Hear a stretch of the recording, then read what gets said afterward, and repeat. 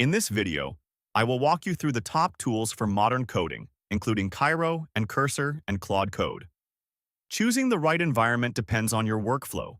Cursor is currently the favorite for most developers because it acts as a full code editor with deep artificial intelligence integration. It lets you scan your entire project folder to find bugs or generate complex features with ease.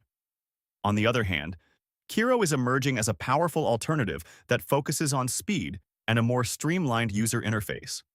It aims to reduce the friction between your thoughts and the actual code appearing on the screen. Claude Code takes a different path by providing a command-line interface that brings sophisticated reasoning directly to your terminal. This tool is perfect for those who want to automate tasks or fix errors without leaving their favorite existing editor. You should try Cursor if you want a complete AI-first experience. Use Kiro if you value a lightweight and fast approach. Choose Claude Code for terminal-based power. All three are transforming how we build software today.